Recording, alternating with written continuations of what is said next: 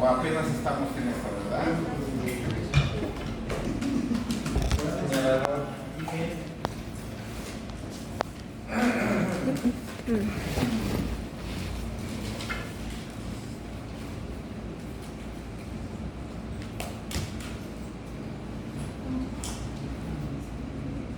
Vamos a ver si pasa bien.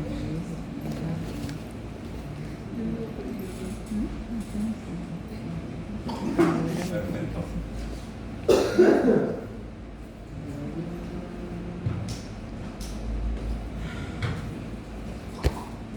¿Ahí nos quedamos o más adelante? Creo que aquí, ¿verdad? ¿Podríamos apagar la luz? Aquí estamos. Por ahí, auxíliame, no, por favor, a apagar. Bueno.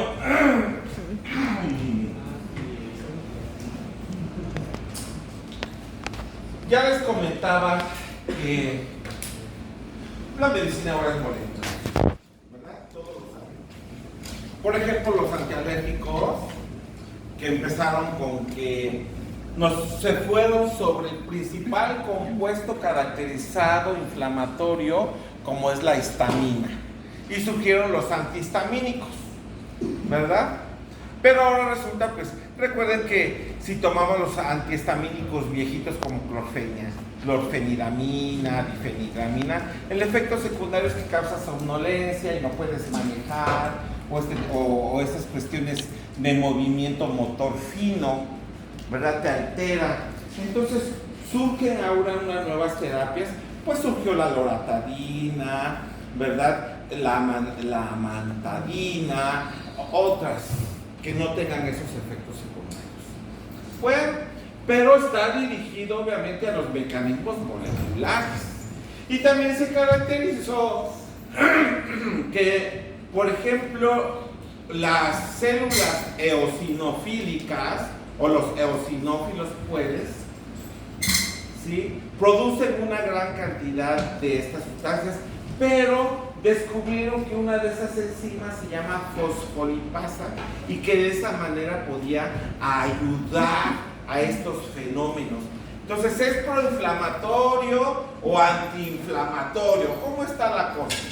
Pues tenemos que estudiar su química, ¿sí? Y otro ejemplo fue, bueno, de descubrir las moléculas de membrana generadas de los ácidos nucleicos de una persona para ver si un paciente es grupo sanguíneo A, grupo sanguíneo B, grupo sanguíneo RH. ¿Sí? Bueno, entonces por eso necesitamos saber las características. Cuando se habla de naturaleza, ¿de qué está hecho? Aquí en la ciencia la naturaleza significa ¿de qué está hecho? De proteínas, de lípidos, de ácidos nucleicos, ¿de qué está hecho? A eso se refiere. Y bueno, primerísimo lugar son las proteínas. ¿Por qué? Porque las proteínas cumplen las características que hemos mencionado. Una, son polímeros de aminoácidos unidos por enlaces peptídicos y los aminoácidos son diferentes. Por ejemplo, la hemoglobina, ¿se acuerdan que es un tetrámero de proteínas que estudiaron en bioquímica 2, que son las subunidades alfa, subunidades beta, y que platicamos de su glucosilación, ¿verdad? Y son muy pesadas. Cada una de esas cadenas son 546 aminoácidos por 4, imagínense, es enorme, por eso es muy inmunogénica. Por eso está relacionada con la aparición de nefropatía y pérdida de la agudeza visual. ¿Sí? Bueno, entonces los estudios en un laboratorio han demostrado que las proteínas, por ser las biomoléculas más pesadas y que cumplen con las características que hemos estudiado, son las principalmente más inmunogénicas. Y de esa manera se demostró que, por ejemplo, ante los procesos de alergia de medicamentos, recuerde que la albúmina que estudiaron en bioquímica 1, en bioquímica 2, es el principal cotransportador de las sustancias hacia el hígado metabólico por excelencia, que es el hígado, ¿verdad? La albúmina que anda ahí nadando, se le pega un fármaco, a una hormona, a las bilirrubinas, a alguien insoluble y lo lleva, lo transporta al hígado. Y el hígado ya le hace algo, la vía del ácido urónico, la hace soluble y la eliminamos, ¿verdad? Eso hacen las albúminas.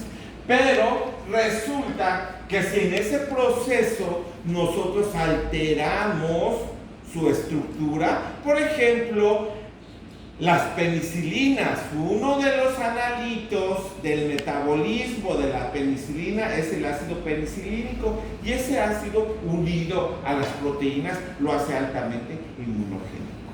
Y viene la alergia a fármacos.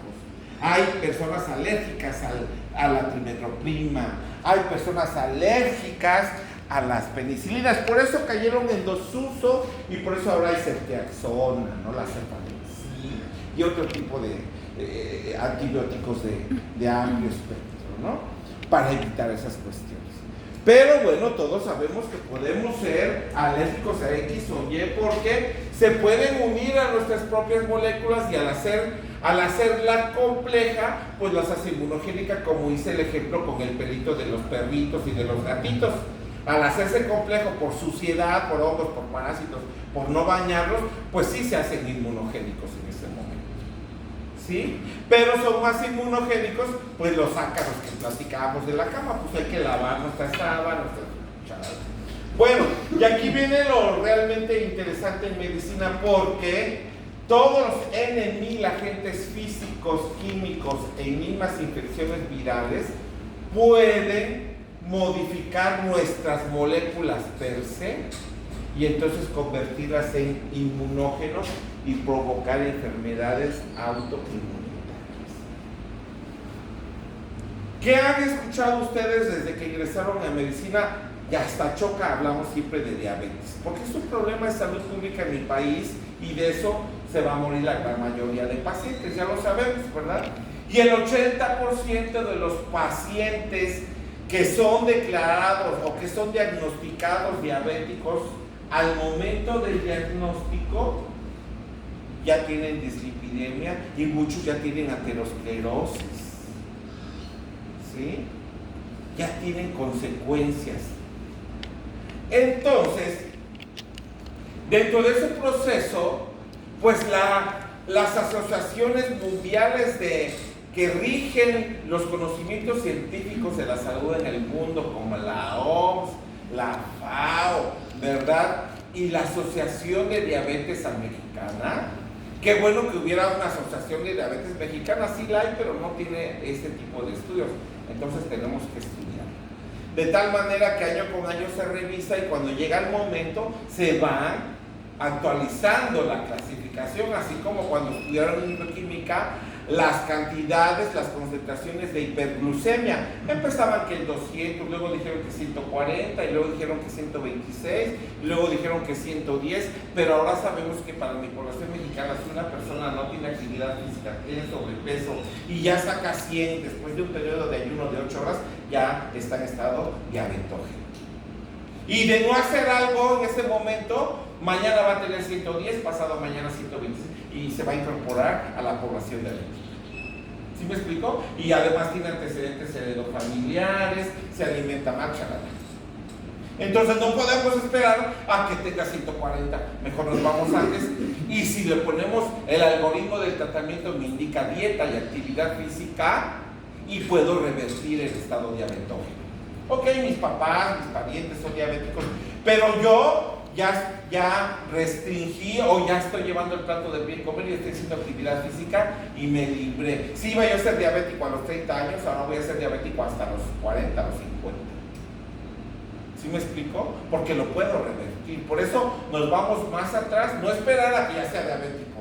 Es más fácil prevenir que curar. Ok, entonces, dentro de ese proceso, cuando se dan cuenta y dicen, ay, es que este niñito nació macrocigótico y después de momento bajó mucho de peso, polifagia, polidipsia, poliuria, diabetes, y le llamaron diabetes infantil. ¿Sí? Y diabetes del adulto. ¿Cómo? Ay, ¿cómo está? Está bien complicado. Y después resulta que un paciente adulto dejó de producir insulina. Entonces lo convierte en diabético tipo 1. Todo eso se tiene que ir clasificando. Resulta que el estudio demostró que todas aquellas personas que tuvieron, por ejemplo, infecciones con el virus de las paperas, ese virus de las paperas que causa la inflamación de amígdalas, dolor, al tragar, fiebre, chalala, esas infecciones por ese virus de las paperas estimula una sustancia química que más adelante la vamos a nombrar, que se llama citocina y que se llama interferón gamma. Esa citocina estimula que las células beta de páncreas presenten moléculas de membrana que normalmente no deberían de tener. Y la célula beta, al tener una molécula anormal en su membrana, mi sistema inmunitario, como lo demostramos ayer, mis anticuerpos, ¿qué van a hacer? Van a detectar lo extraño y van a destruir célula beta y por lo tanto, ¿va a producir insulina? No. Entonces ese paciente es totalmente diabético. Por eso una persona adulta puede convertirse en diabético tipo 1. Y con eso se demostró que la diabetes tipo 1 con arábigo es autoinmunitaria. Antiguamente se llamaba diabetes infantil, antiguamente se llamaba diabetes insulino dependiente y ahora se llama diabetes tipo 1. Esos pacientes diabéticos, porque cuando me llegan a la consulta les dicen, tiene usted hiperglucemia, tiene usted diabetes, pero ¿qué tal? Que puede tener hiperglucemia y puede tener hiperinsulinemia. ¿Y qué tal si no lo sé? Y le digo, es usted diabético, pues ahora le pongan la insulina. Pero ¿cómo si es hiperinsulinémico? Entonces tengo que medir en las dos, tanto glucosa como insulina, y hacer su estudio de HOMA, que estudiaron en Bioquímica 2. La HOMA me mide la sensibilidad o bien la resistencia a la insulina que tiene un cuerpo. Y recordemos que los estudios científicos demuestran que hay una relación directamente proporcional entre el tejido adiposo visceral y la resistencia a la insulina. Entre más grasa tenga un individuo, mayor resistencia a la insulina tiene. Entre lo bajamos de peso y aumenta la sensibilidad a la insulina. Y gracias a eso, a ese mecanismo, ahora es que hay una nueva gama de medicamentos que ya les platicará la doctora Elida, endocrinóloga. Hay una nueva gama de medicamentos que sensibilizan la acción a la insulina con la consecuente bajada de peso. Pero no significa que voy a tomar esos medicamentos que son de patente todavía y cuestan 3,000 pesos o 4,000 pesos por 10 pastillitas.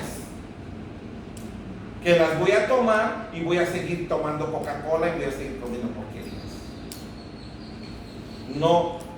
Nunca va a haber un medicamento milagroso que puedas, ¿sí me explico? O sea, te voy a dar este medicamento, pero te tienes que tener las medidas higiénico-dietéticas generales. O te pasa al departamento de medicina. ¿Sí? Bueno, por eso la universidad, con fundamento científico, dijo, ya no nada más hay que estudiar medicina. El médico se tiene que auxiliar con un nutriólogo, y no nutriólogo, sino nutriólogo clínico. Y luego un activador físico. ¿Sí? Porque no va a ser para su peso, para su estatura, para su estilo de vida, la misma actividad física para él que para ti, que para ella. ¿Sí me explico? Tiene que ser individualizada. Así como un plan, como una posología de un medicamento, todo tiene que ser dosificado, con fundamento científico. Pero los estudios científicos me indican que la gran mayoría de fracasos en el tratamiento de enfermedades, en primer lugar está el no apego al tratamiento. ¿Qué significa eso? Que al paciente le dijiste que se tomara el medicamento por 2 semanas y como ya se empezó a sentir bien, se lo deja de tomar. Y no debe de ser así. Bueno, pero con esto le estoy dando un ejemplo, como las infecciones virales, como ahorita con COVID, ahora desarrolló síndrome de Guillain-Barré, o ahora desarrolló Alzheimer, o ahora desarrolló Parkinson, o ahora está desarrollando insuficiencia renal, o ahora desarrolló fibrosis quística. lo iremos descubriendo, porque por primera vez la población pasó esta pandemia de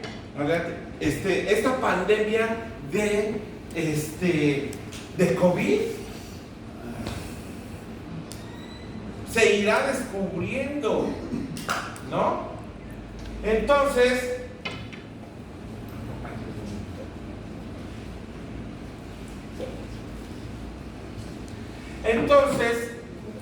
ojo,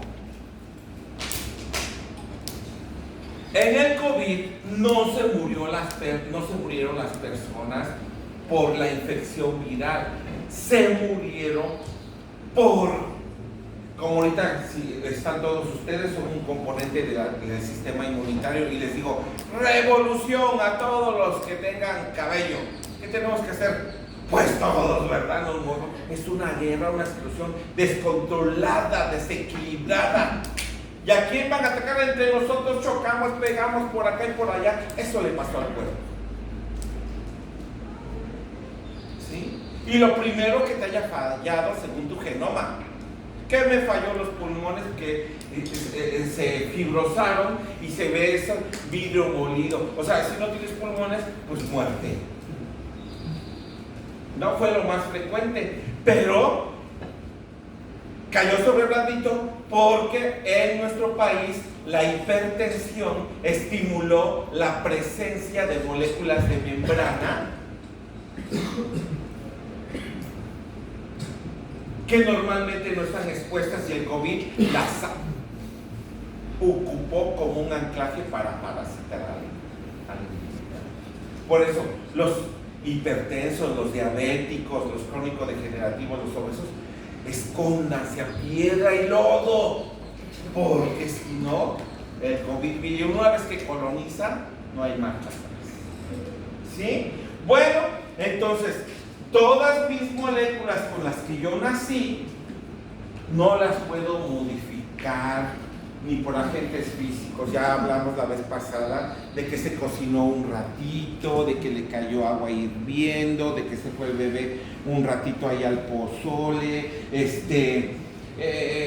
que estas cuestiones de gente enferma, de que rociaron a la novia con ácido, ¿no? Son agentes químicos. Y recuerden, el efecto sostenido de un solvente, de cualquier sustancia química sobre una molécula de nosotros la va a alterar, la va a dañar. ¿Sí? Y por lo tanto la va a modificar. Ahorita está nublado, pero si me voy allá, sé que están los rayos ultravioleta y pueden atravesar las nubes.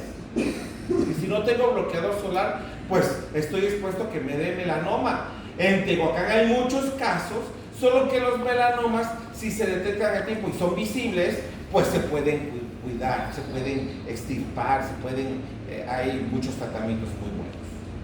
¿Sí? Tengo un exalumno que ahora es dermatooncólogo, ¿no?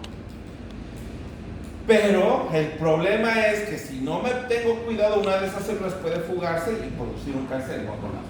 Entonces, no debemos de afectar, ¿sí?, ni fumar, ni chupar, ni hacer uso de fentanilo, ni de drogas sintéticas, ni de nada de este tipo de cuestiones, porque estamos modificando mis moléculas y puedo desarrollar una enfermedad autoinmunitaria.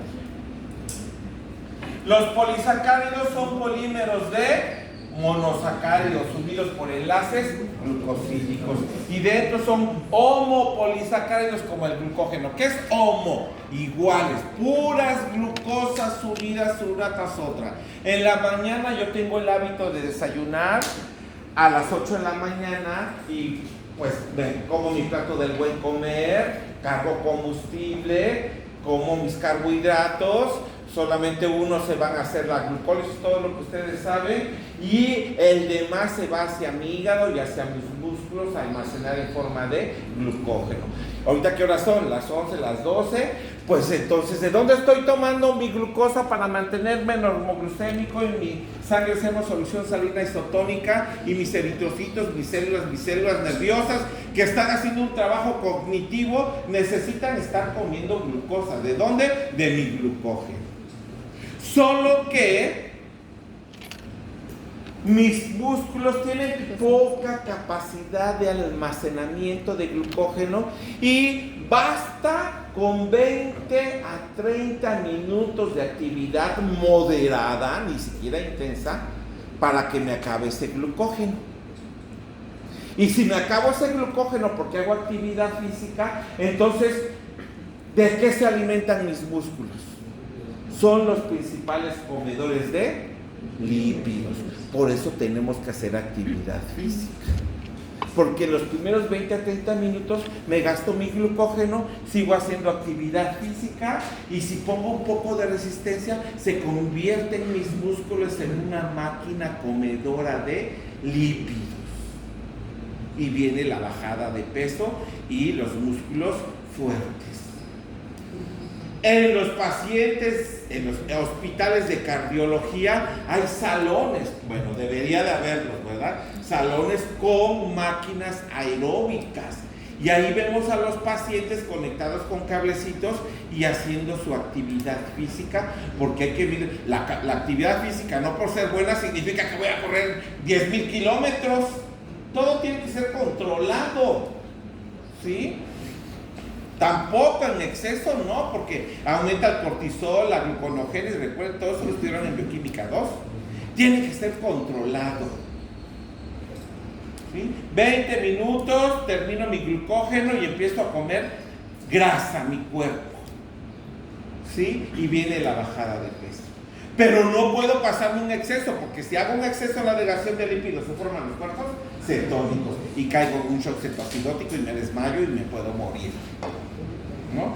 ¿Han visto esos maratonistas que se llegan pero todos ya de plano así porque están haciendo un esfuerzo sobrehumano, porque ya están en gluconogénesis y están en cetogénesis? Y recuerden que el corazón es un músculo, si ya no tiene grasa, pues se autofagia, se autocome. Y ahí puede haber un evento cardíaco, como dicen ustedes, y se mueren. Bueno, pero los polisacáridos entonces, los homopolisacáridos, no hay tanto problema. Pero las bacterias o los microorganismos tienen heteropolisacáridos. ¿Qué es hetero? Moléculas de hidratos de carbono diferente. O la glucosa se le pegó un sulfonato, o a la glucosa se le pegó un grupo nitro. Bueno, porque en microbiología van a ver que las paredes o las membranas celulares de los bichos están formados de N-acetilmurámico, son gram positivas, gram negativas, ácidos teicoicos, ¿sí? Por eso son heteropolisacáridos. Mis grupos sanguíneos son heteropolisacáridos. Se sabe perfectamente. El antígeno A son como 10 residuos de monosacáridos unidos sobre una parte de proteína y una parte de la membrana celular fosfolípida.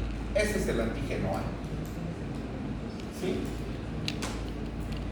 Entonces, necesitamos verlos, estudiarlos, porque se dan cuenta que en ratones y en humanos los polisacáridos sí producen respuesta inmunitaria, pero en este orden. En primer lugar, ¿quiénes son?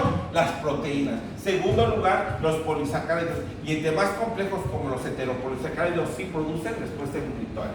Pero en los conejos, como tienen otro material genético, casi no son inmunogénicos. Pero no nos importa, aquí estamos estudiando la salud humana, ¿no?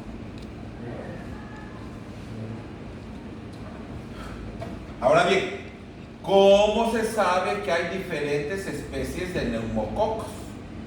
Hay estreptococos piógenes, estreptococos salivarius, estreptococos beta-hemolítico.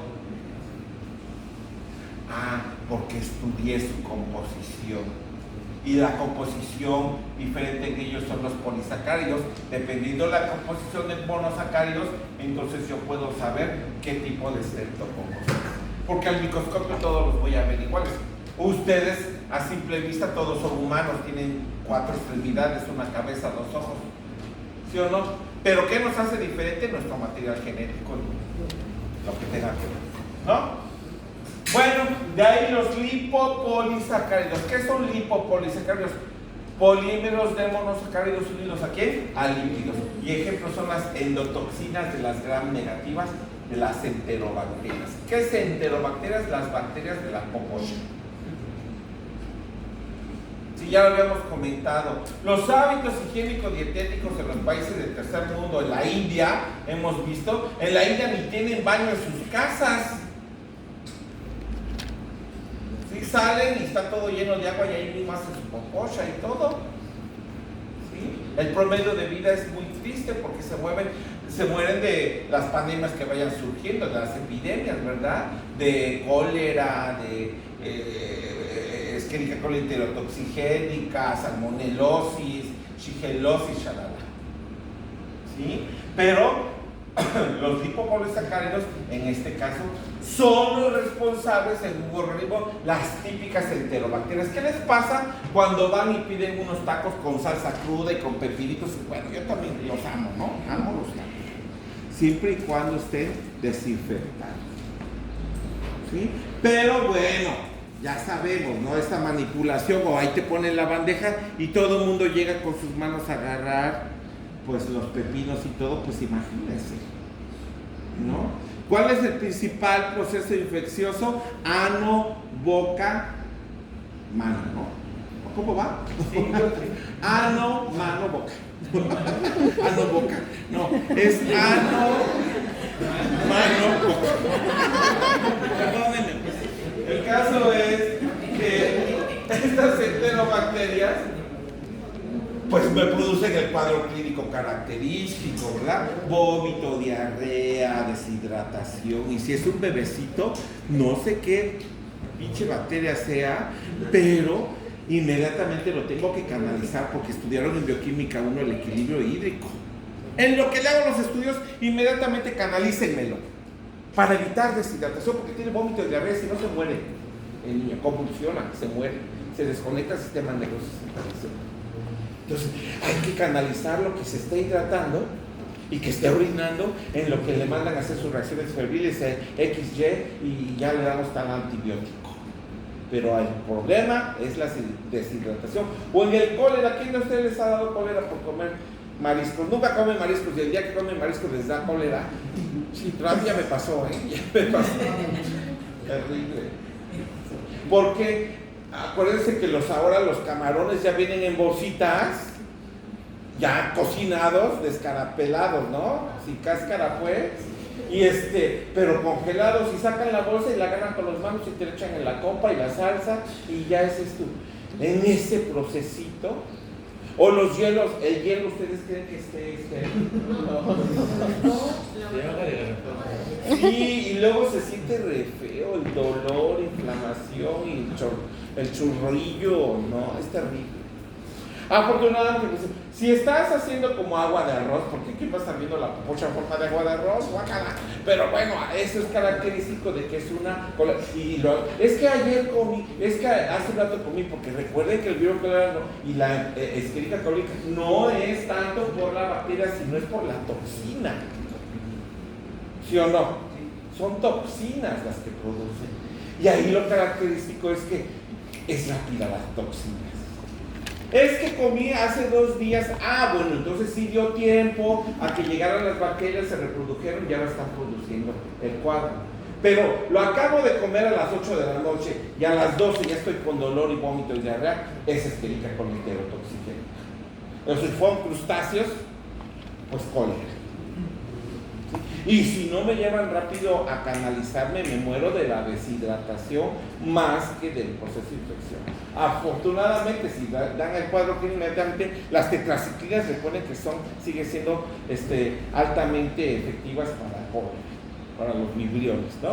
Pero bueno, entonces son ejemplos que les puedo decir. De tal manera que en microbiología pues tienen que clasificar las bacterias gram positivas de gram negativas. ¿Gracias a quién? A su composición de lipopolisacáridos. Después las glicoproteínas, fíjense. Muy pocos, porque como es ok, mire, seamos brutalmente honestos y lo tienen que saber. A la gente les cuesta mucho el conocimiento científico y hay cuestiones reglamentarias muy difíciles de entender. Y luego el Span English, que traduce los libros o los artículos al español, son personas que no conocen de química. Entonces, ya les había dicho, mucha gente dice hemoglobina glicosilada. Sí, Sí, pero lo correcto, si estoy hablando de diabetes, es glucosilada, de glucosa.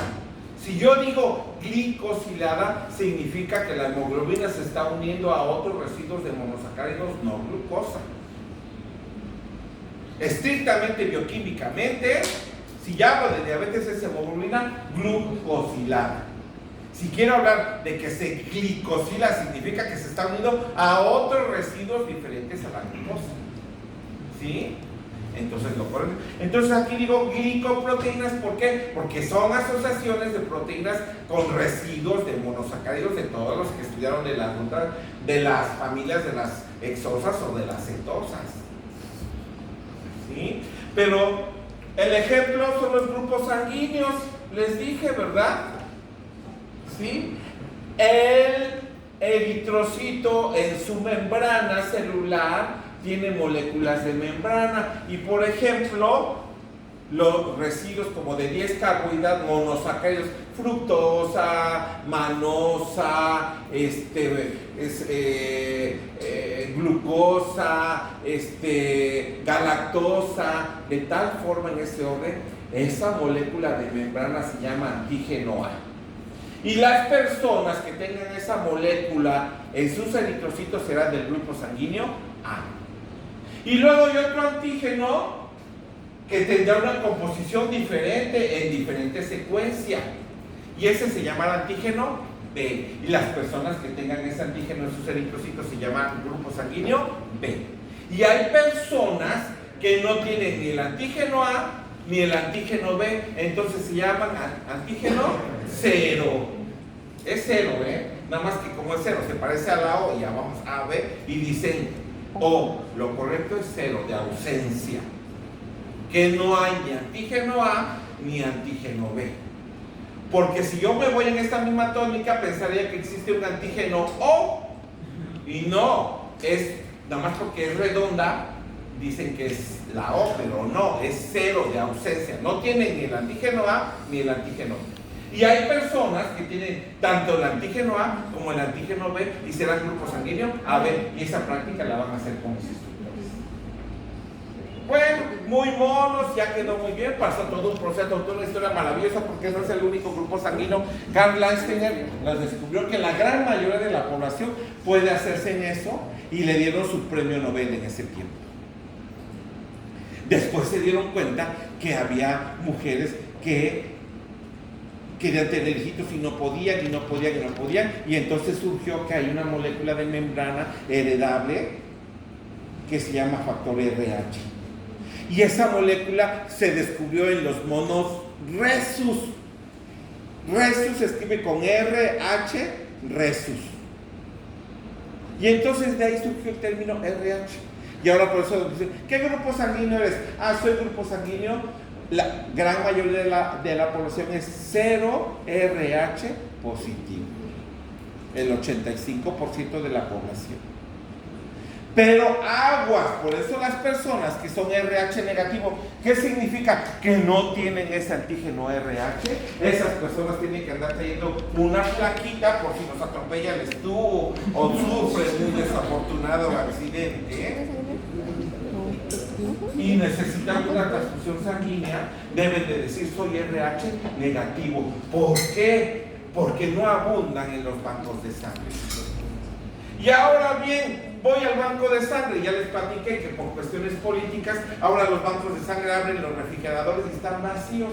Entonces, híjole, me atropelló el estuvo, vengo a que me atienda porque me atropelló el estuvo, y de una vez traigo mis 5 donadores, ¿no? Casi.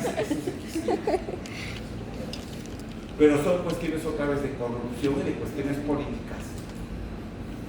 ¿Sí?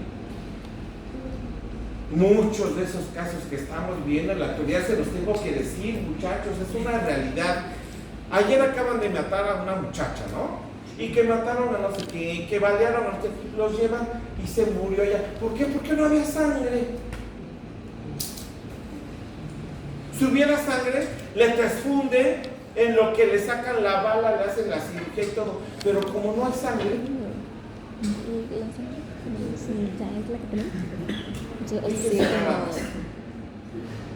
entonces Ya le van a llevar hematología con la doctora Francisca Gil, que es la responsable del Banco de Sangre del Hospital de la Mujer. Antiguamente hacíamos unas campañas bien bonitas aquí porque hacíamos la donación altruista y salvábamos vidas. Pero ahorita por angas y por mangas ya se paró todo eso, que no debería de ser, ojalá que se pueda retomar, porque de ahí, oye, pues para qué estamos estudiando medicina, ¿no?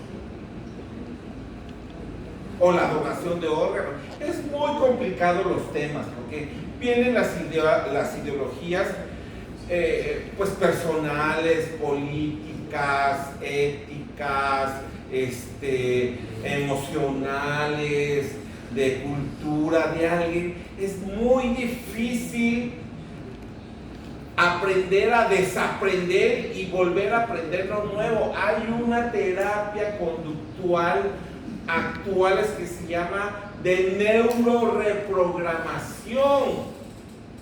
Solo que no todas las personas están capacitadas para dar. Es decir, ¿qué les pasa, por ejemplo, a sus laptops, a sus teléfonos que luego se traban? Hay que reiniciar, ¿no? O cada cuando le damos mantenimiento al cerebro de mi computadora. Eso se puede hacer en el cerebro, ¿sí? Todos tenemos estilos de vida bien complicados de decir, bueno, yo estoy acostumbrado a tomar coca y vengo y el Paco me dice que deje de tomar coca, ya me cae gordo por ese simple hecho. ¿Sí? O sea, yo les puedo platicar de mil experiencias, pero pues se los tengo que decir porque para eso estoy, ¿no? Ya ese simple hecho, pero ya fuera de su vida personal, yo aquí hago mi función y mi trabajo de decirles lo que se van a encontrar en la consulta. Ya será cuestión de ustedes, pero la neuroreprogramación, si el mundo la supiera y se capacitara a más gente, no habría depresión, porque te haces estilos de vida. Por ejemplo, los físico-constructivistas es un estilo de vida de cómo ahí son bien disciplinados para lograr resultados, porque por sus deficiencias emocionales quieren sentirse mameyes por cuestiones personales muy respetables, ¿sí?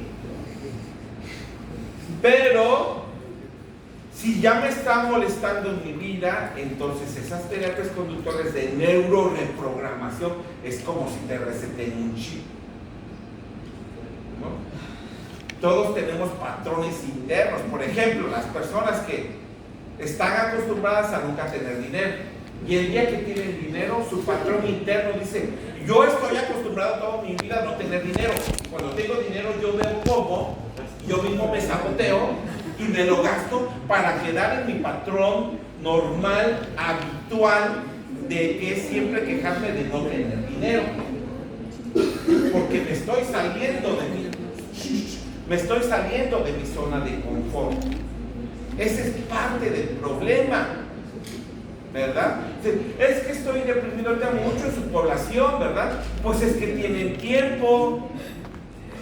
Si se ponen a estudiar, a estar viendo lo que van a prepararse para un futuro, ni se van a acordar del tiempo me voy a deprimir de 8 a 9 y luego de 9 a 10 voy a hacerla. Pues no dan tiempo.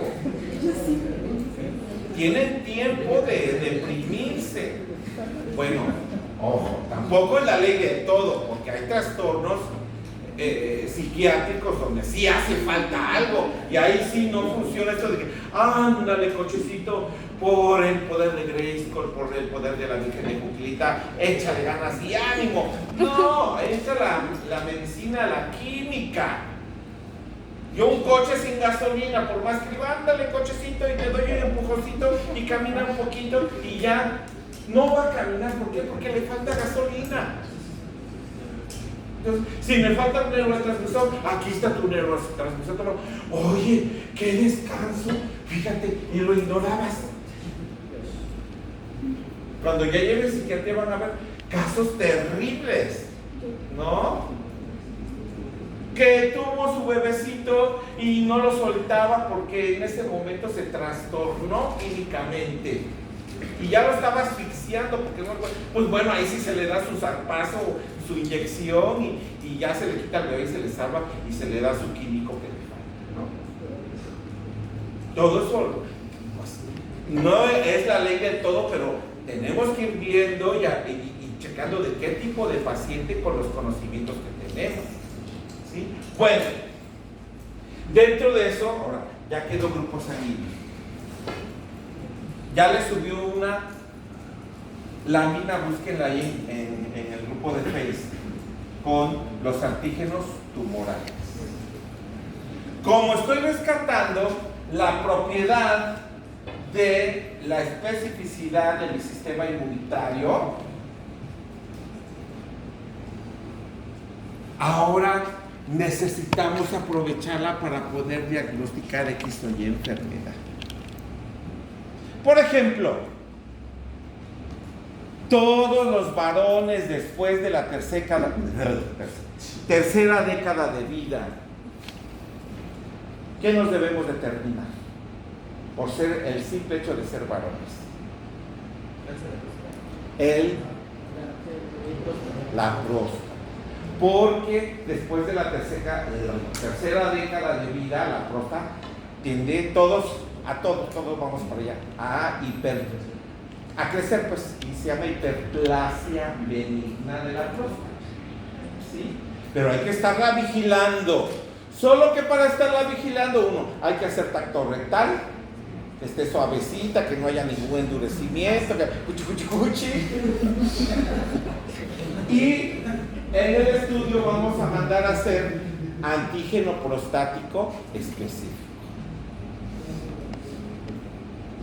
Es un antígeno que se desprende cuando, ahora sí, la próstata llega a haber un proceso de displasia o de neoplasia.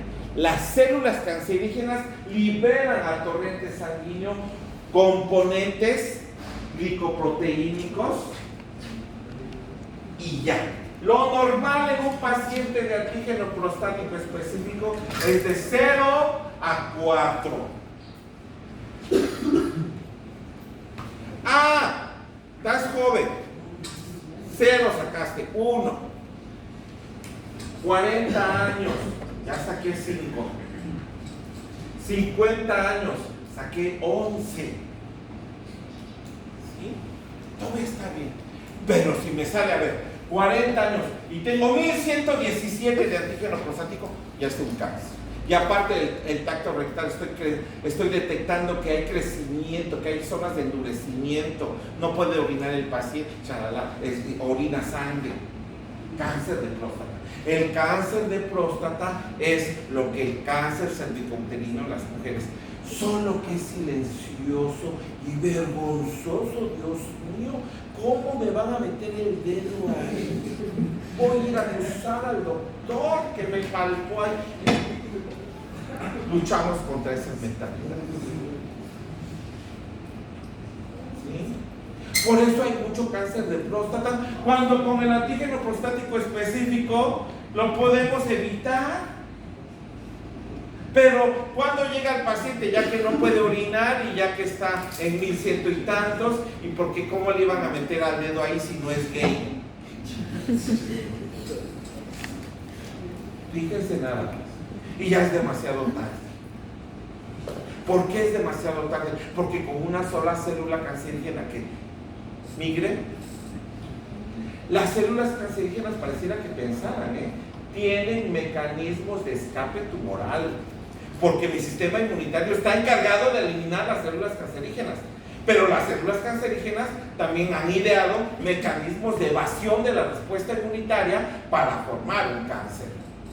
¿Y qué es un cáncer? Una proliferación inmoderada, descontrolada, desequilibrada de células inmortales. Donde esté una, ya, es que le acaban de quitar el seno, pero ahora ya tiene un foco de pulmón. Ya se lo quitó. Ahora le salió por acá, ya se lo quitamos. Ahora por acá. Por eso tiene que estar dando seguimiento. Pero no vamos a esperar hasta eso. Cuando veamos que ya te está subiendo mucho el antígeno prostático, ahora sí. Si se detecta a tiempo es curable. Las mujeres, ¿qué se tienen que hacer? Su papá Nicolau, pero también les tienen que meter ahí el patito y abrir y tomar un raspado. Y no, ¿cómo? No, pues mejor que me cheque una mujer, o no, ¿cómo me van a ver ahí? Ese es el problema. La tinción del papá Nicolau me tiñe específicamente las primeras células alteradas. Gracias a eso, por favor, para la siguiente clase me traen esa imagen que les puse por ahí y me la van a pegar en sus carpeta de evidencias. ¿Por qué? Porque ahora podemos detectar cáncer del sistema digestivo, cáncer de seno. Y quisiéramos que hubiera más antígenos tumorales marcadores para poder detectar muchas enfermedades a tiempo con una prueba de sangre. ¿Cómo se detectó que una persona está embarazada? ¿Hasta que le creció la panzota? No, que se detecta la hormona gonadotrofina coleolinoma. Es algo semejante. Malas noticias. El cáncer del intestino está relacionado directamente con el consumo de enlatados y embutidos, conservadores y principalmente de sodio. Entonces, fuera enlatados, embutidos, todo eso, nada, porque son cancerígenos del sistema digestivo. Y la edad de incidencia disminuyó en 10 años. Ahora, a partir de los 20 años, ya hay cáncer del sistema digestivo. ¿Y qué haces? ¿Podremos vivir sin estómago, sin sistema digestivo? Pues no. Lo que aguantes y económicamente y lo que aguantes de estar una nutrición enteral, parenteral o endovenosa. ¿Sí? Bueno, ahí las dejamos, que tengan buen fin de semana.